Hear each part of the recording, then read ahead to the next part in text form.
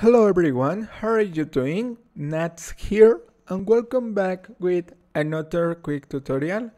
In today's I'm gonna show how to enter in the Temp folder in your Windows 10 and Windows 11.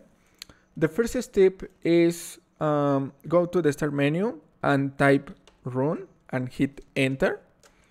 In this window, type the next command %temp% and paste here and click on OK, and you can show the temp folder. You can try delete this garbage of your system. Select all.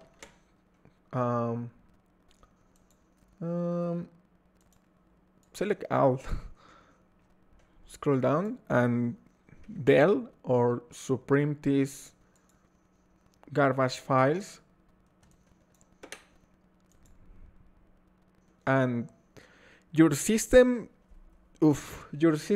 works properly, faster, no bugs and any other issue. And right click in the recycle bin and empty and click on yes and continue. This is all. And thanks for watching. Don't forget to subscribe and see you in the next tutorial. Goodbye.